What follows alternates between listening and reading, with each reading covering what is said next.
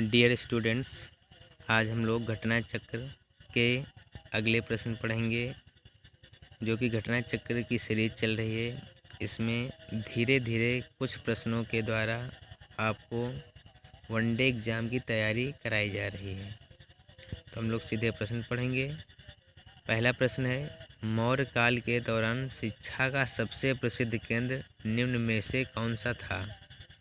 Option है उज्जैन, वल्लभी, नालंदा, तक्षशिला। तो विकल्प डी से तक्षशिला, क्योंकि मौर्य काल के दौरान जो है तक्षशिला सबसे प्रसिद्ध केंद्र था।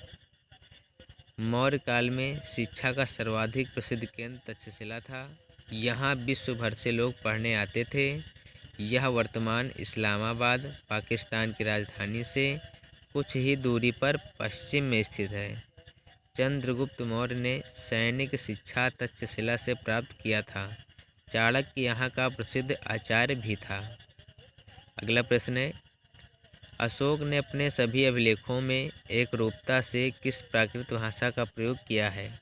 विकल्प हैं अर्धमगधी, शूरसेनी, मगधी, अंगिका। विकल्प ए सही है, अर्धमगधी। अशोक के अभिलेखों को पढ़ने में सबसे पहली सफलता 1837 ईस्वी में जेम्स प्रिंसेप को मिली थी। राजा अशोक ने सर्वप्रथम भारत में शिलालेख का प्रचलन आरंभ किया। इस शिलालेख में ब्राह्मी, खरोष्टी, ग्रीक एवं अरमाइक लिपि का प्रयोग हुआ है। अशोक के स्तंभ लेखों की संख्या 7 है। अशोक ने अपने अधिकांश अभिलेखों में अर्धमगधी प्राकृत का प्रयोग किया था। अगला प्रश्न है, अर्थशास्त्र की रचना किसने की थी? विकल्प हैं घनानंद, कौटिल्य, बिंबिसार, पुष्यमित्र। विकल्प बी सही है, कौटिल्य। इनके अर्थशास्त्र की रचना किसने की थी? तो कौटिल्य ने की थी। प्रसिद्ध ग्रंथ अर्थशास्त्र की रचना कौटिल्य ने की थी। कौटिल्य को चाणक्य भी कहते हैं। मूलतः राजनीति शास्त्र के इस ग्रंथ से मौर्यकालीन प्रशासन के साथ साथ तत्कालीन सामाजिक आर्थिक स्थिति की भी जानकारी प्राप्त होती है। अगला प्रश्न है, निम्न में से किसने और कब पहली बार अशोक के शिलालेखों का अर्थ स्पष्ट किया था? ऑप्शन है 1810 में हैरी स्मिथ, 1787 जॉन टावर, 1825 में चार्ल्स मेटकॉफ, 1837 में जेम्स प्रिंसेप। विकल्प डी सही है, 1837 में जेम्स प्रिंसेप में। यानी कि सबसे पहले अशोक के शिलालेखों को किसने पढ़ा था? तो 1837 में जेम्स प्रिंसेप ने पढ़ा था। अगला प्रश्न है, सर्वप्रथम 1837 ईस्वी में जेम्स प्रिंसेप नामक विद्वान ने अशोक के शिलालेखों को पढ़ा था, जबकि सबसे पहले 1750 ईस्वी में टिफिन थेलर महोदय द्वारा खोजा गया अभिलेख दिल्ली मेरठ अभिलेख था। प्रसिद्ध इतिहासकार D.R. भंडारकर महोदय ने तो मात्र अभिलेखों के आधार पर अशोक का इतिहास लिखने का प्रयास किया है। राजतंत्र के बारे में निम्न में से किस ग्रंथ में विवेचन उपलब्ध है? विकल्प हैं धर्मशास्त्र, न्यायशास्त्र, अर्थशास्त्र, नीतिशास्त्र। तो विकल्प हमारा सी सही है, अर्थशास्त्र। कौटिल्य के अर्थशास्त्र में कुल 15 अधिकार व भाग, 180 प्रकरण, उपभाग तथा 6000 श्लोक हैं। राजतंत्र के बारे में अर्थशास्त्र नामक ग्रंथ में विवेचन उपलब्ध है। अगला प्रश्न है, निम्नलिखित में से किसके द्वारा तृतीय बौद्ध परिषद को संरक्षण प्रदान किया गया था? विकल्प हैं कनिष्क, अशोक, महाकश्यप उपाल, सभाकर्णी। तो विकल्प बी सही है, अशोक। महात्मा बुद्ध की मृत्यु के 236 वर्ष बाद 247 ईसा पूर्व में पाटलिपुत्र के अशोकाराम विहार में अशोक के शासनकाल में तृतीय बौद्ध संगीत आयोजित हुई। इसमें अभिधम्म नामक तीसरा पिटक जोड़ दिया गया तथा इस पिटक का ग्रंथ कथावस्तु का संकलन किया गया। इस संगीत में स्थविर संप्रदाय का ही बोलबाला था। अगला प्रश्न है, बिंदुसार ने विद्रोहियों को कुचलने के लिए अशोक को कहाँ भेजा? विकल्प हैं स्वर्णगिरी, तक्षशिला, उज्जैन, तोसाल। तो विकल्प बी सही है, तक्षशिला। बिंदुसार 298 ईस्वी में मगध का राजा बना। इन्हें अमित्रघात के नाम से जाना जाता था। वायु पुराण में इन्हें भद्रसार कहा गया है तथा जैन ग्रंथों में सिंहसेन कहा गया है। बिंदुसार आजीवक संप्रदाय का अनुयायी था। बिंदुसार के शासनकाल के दौरान तक्षशिला में हुए विद्रोह को कुचलने के लिए अशोक को भेजा गया। मौर्य वंश के तत्काल बाद किस वंश ने आकर मगध राज्य पर शासन किया? तो विकल्प बी से शुंग वंश। अंतिम मौर्य सम्राट बृहद्रथ की हत्या करके पुष्यमित्र शुंग द्वारा 184 ईसा पूर्व में शुंग वंश की स्थापना की गई। अब हम लोग मौर्योत्तर काल के बारे में पढ़ेंगे प्रश्न। भारत सरकार द्वारा प्रयोग में आने वाला शक संवत किसने प्रारंभ किया था? विकल्प कनिष्क, विक्रमादित्य, समुद्रगुप्त, अशोक। विकल्प ए सही होगा कनिष्क। प्रसिद्ध कुषाण शासक कनिष्क का शक संवत का प्रवर्तक था। शक शासक पहले कुषाणों के अधीन थे तथा इस संवत का प्रयोग करते थे। कुषाणों के पतन के बाद भी दीर्घकाल तक पश्चिमी भारत में सत्ता बनी रही तथा लेखों में इस संवत का प्रयोग होता रहा, अतः इसका नाम शक संवत पड़ गया। आज यही भारत का राष्ट्रीय संवत है। इसका प्रारंभ 78 ईस्वी में कनिष्क के राज्यारोहण से माना जाता है। तो जो शक संवत है ये कनिष्क की देन है। ठीक, इसका प्रवर्तक कौन था? कुषाण शासक कनिष्क था। मिलिंद पानहो क्या है? विकल्प है बौद्ध स्थल, बुद्ध का एक नाम, कला का बौद्ध नाम, बौद्ध पाठ। तो विकल्प डी सही है आपका, बौद्ध पाठ। मिलिंद पानहो एक बौद्ध पाठ या ग्रंथ है जो इंडो ग्रीक शासक मिनेंडर एवं बौद्ध भिक्षु नागसेन के संवाद के रूप में रचित है। भारतीयों के लिए महान सिल्क मार्ग किसने आरंभ कराया? विकल्प है कनिष्क, अगला विकल्प है अशोक, अगला विकल्प है हर्ष फाहियान। तो विकल्प ए सही है आपका, विकल्प ए, यानी कि रेशम मार्ग का जो श्रेय है वो कनिष्क को दिया जाता है। चूँकि पार्थियनों के रोम से संबंध अच्छे नहीं थे, इसलिए चीन से व्यापार करने के लिए रोम को कुषाणों से मधुर संबंध बनाने पड़े। यह व्यापार महान सिल्क मार्ग या रेशम मार्ग से संपन्न होता था। इस मार्ग को आरंभ कराने का श्रेय कनिष्क को दिया जाता है। निम्नलिखित में से कनिष्क के समकालीन थे? कंबन, बाणभट्ट, अश्वघोष। नागार्जुन, अश्वघोष, वसुमित्र। अश्वघोष, कालिदास, बाणभट्ट, कालिदास, कंबन, वसुमित्र। तो विकल्प बी सही है, नागार्जुन, अश्वघोष, वसुमित्र। अश्वघोष, नागार्जुन तथा वसुमित्र को कुषाण शासक कनिष्क का संरक्षण प्राप्त था। अश्वघोष कनिष्क के राज कवि थे। चतुर्थ बौद्ध संगीत की अध्यक्षता वसुमित्र ने की थी। शून्यवाद का प्रतिपादन नागार्जुन ने किया था। अगला प्रश्न है, भारतीय रंगमंच में यवनिका का शुभारंभ किसने किया? विकल्प हैं शकों ने, पार्थियानों ने, यूनानियों ने, कुषाणों ने। तो विकल्प सी सही है, यूनानियों ने।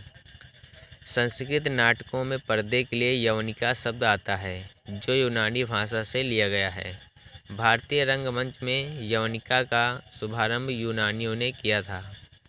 अगला प्रश्न है, किस व्यक्ति को द्वितीय अशोक कहा जाता है?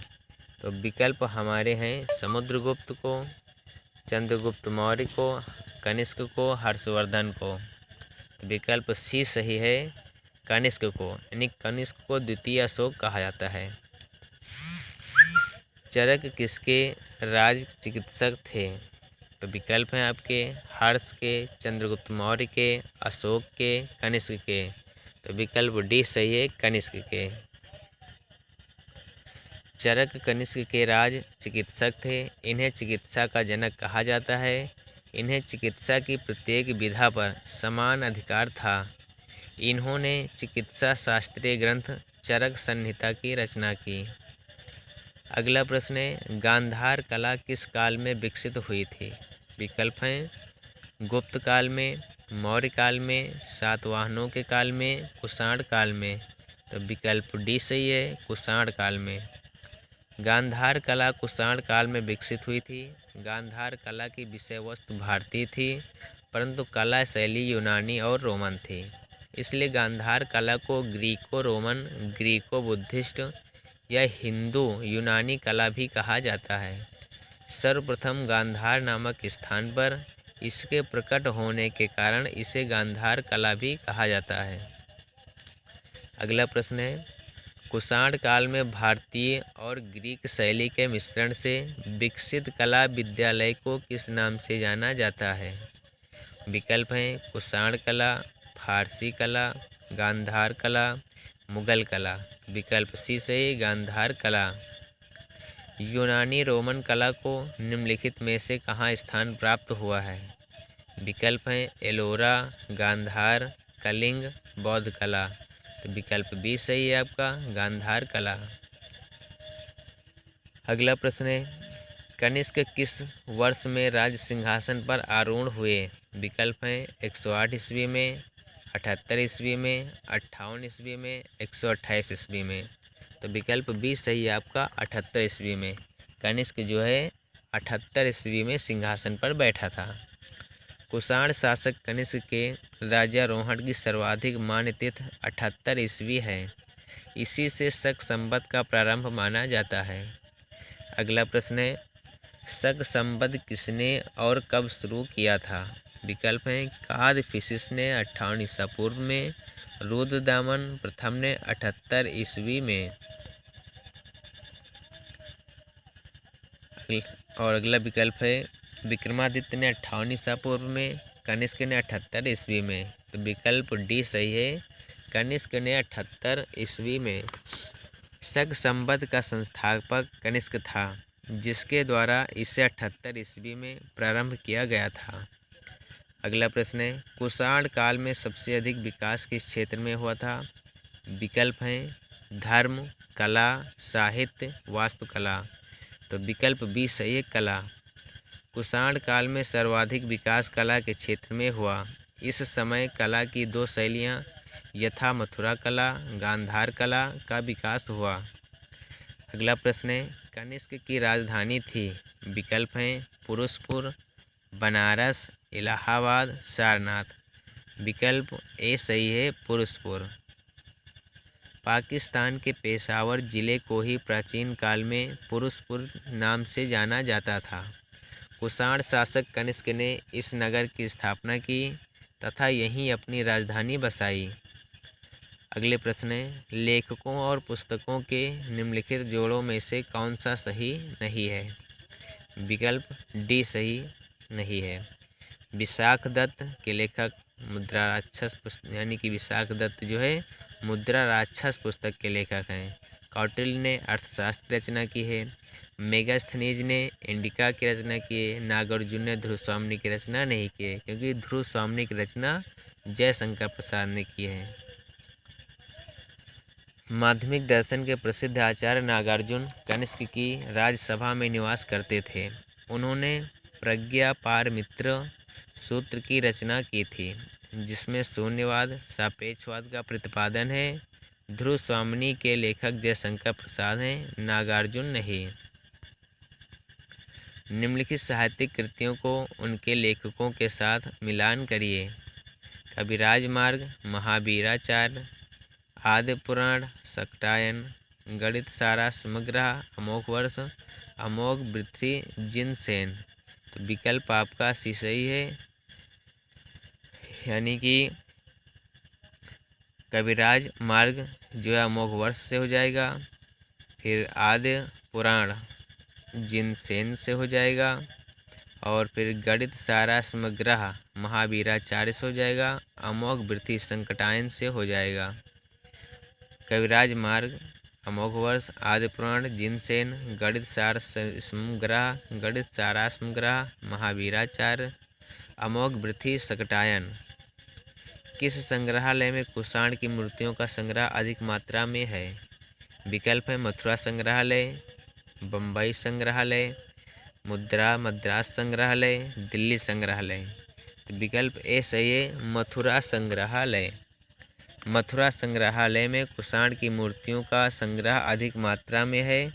मथुरा कला का जन्म कनिष्क के समय हुआ था। इसमें लाल बलुआ पत्थर का प्रयोग किया गया था।